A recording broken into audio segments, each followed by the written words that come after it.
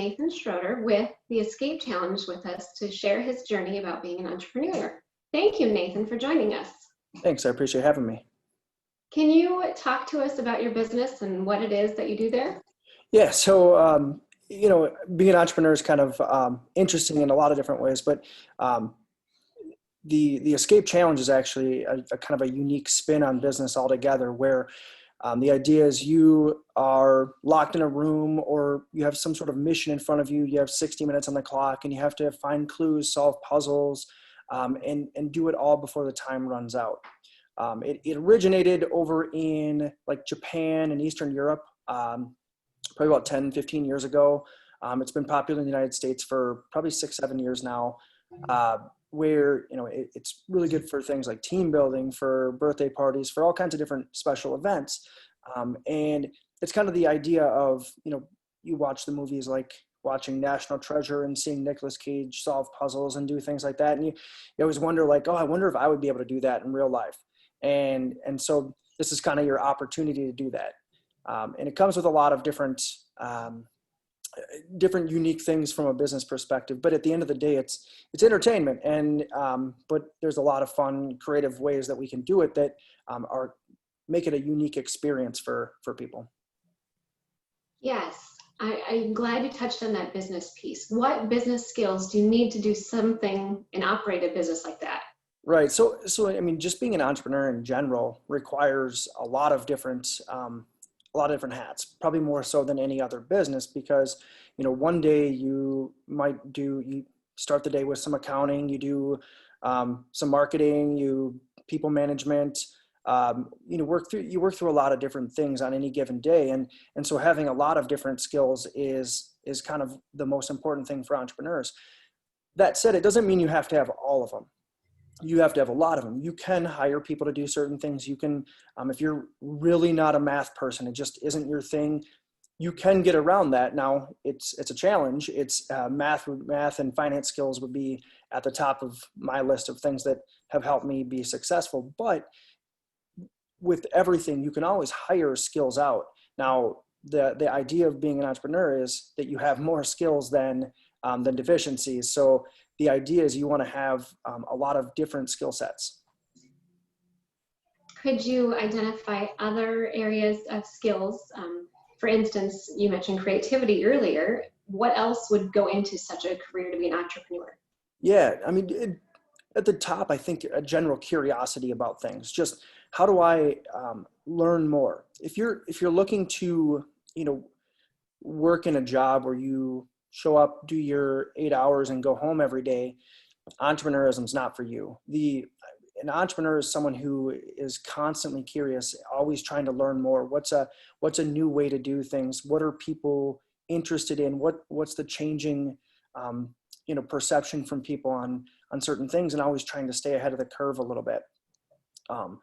There's no better career between different things, but if you are looking for that daily challenge, an entrepreneur, I mean, you're going to get so many different things. Obviously 2020 has been a pretty good example of all the different challenges that can get thrown at an entrepreneur on a daily basis. And so you just have, some days you're just filling out paperwork for grant applications and things that you may or may not get, but just, doing stuff, whereas that was never something that even occurred to me a year ago. But you just kind of roll with it and you figure out the next thing that you have to do.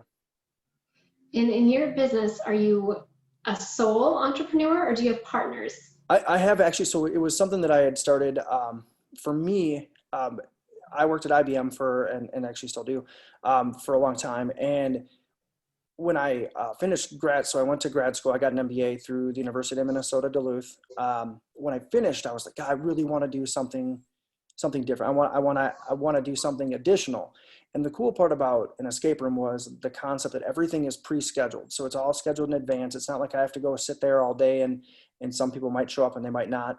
It's all pre-scheduled. It's all pre-done. And so at the time, my mom was, my dad had actually just passed away. And so she was looking for a unique challenge for herself. And so she actually runs a lot of the day-to-day. She's the one that if you scheduled an escape room, a challenge at the Escape Challenge, you'd probably run into her. She runs a lot of the missions. She's there on the day-to-day. And so she runs that side of the house, and I do a lot of the more administrative side, as well as the design and development of the new challenges. So we have to keep bringing new challenges, new designs in order to keep things fresh. Innovation for sure. Yeah, a lot of it, we always joke that most escape room designers probably are on a no-fly list somewhere or whatever, because there's a lot of my Google searches are like how to build a bomb with an Arduino, and starting down that path, and I'm like, I'm sure my internet history has me blacklisted somehow. But yeah, it's a lot of unique stuff like that. I learned, I had never done coding. I had never done any of that stuff before. So I went and I learned Python. I learned a little bit of C as computer programming languages, just to automate a lot of the props, the things that we do within the rooms, how to make a trap door open when you put chess pieces on a chessboard, that kind of stuff that I had no experience with or no understanding of before. And so, it was just that curiosity that led me to wanting to learn how to do that next thing and the next thing. And then from there, you end up trying to find people. You surround yourself with people to do, one of two things: either fill in a deficiency that you have, something that you're not particularly strong at, or to enhance the stuff that you already do well, or the curiosity that you have. So I have some employees now that are extremely good at of that same stuff of trying to figure out how to make, write a code for a Raspberry Pi to make it look like a CIA terminal or something like that, that kind of stuff. So, you surround yourself with the right people after, which comes into the people management portion of it. I mean, there's a lot of different types of entrepreneurism, from sole entrepreneurs, as you mentioned before, where that could be anything from an accountant to like professional services type stuff, or other, there's all kinds of new, in the 21st century, different kinds of skill sets that are needed out there that you can do from your home with, as a solo entrepreneur. Then there's the other extreme where you run a business with, where you have 100 employees, and then there's a lot of things in between where it's some different kind of something in between those two areas. How long have you had this business going? I know you mentioned after grad school, so how many years has it been going? Yeah, we just went over 5 years. It was a very anticlimactic 5-year anniversary this year because we were closed. So by order of the state. So that it was a little, like I said, anticlimactic, but it was actually, we just went over that. But it's a new challenge, a new thing, and it gives us an opportunity to reinvent ourselves. One of the things about a business like an escape room is there's a lot of publicity and word of mouth that comes with it early on because it's unique and nobody's ever heard of it before. But then after a few years, it's like, most people have heard of it. Maybe a lot of people still haven't tried it, but you have to find a way to reinvent yourself and kind of put yourself back out there again, which candidly is not one of my strong suits. So I'm not, the promotional side of this isn't something I'm strong at. So that's one of those things that I end up having to hire out a lot is the promotional side of things. So it's like you said earlier, where it's not your forte, so you're asking for help in that area. Exactly. Yep. There's always people out there that are as good or better at different things than you. It's just recognizing your own skill sets, your own traits, and figuring out, hey, if there's a lot of benefit to doing things in-house. It's always going to be cheaper in theory, but there's always an opportunity cost to that too. I could be designing a new room, or I can spend a bunch of time halfway trying to promote my business when I know I'm not very good at it. I'd rather hire someone to do the promotional side and dive deeper into the actual design side so I can create more products and more things to sell. And you mentioned you're still working. So if you could give us an estimate of how many hours you put towards this business, I think that would be helpful for students to know what to expect. Absolutely. So, again, I have a 40-hour week job. That is the first, kind of my 9-to-5 thing. It varies a lot. So in certain times of the year, I'll spend another 40 hours a week on this. Sometimes it's less because I have other people pick up the slack. There's always a cost to that too. So it's like if I'm going to coach, so I just started coaching soccer this week. So my evenings are taken up.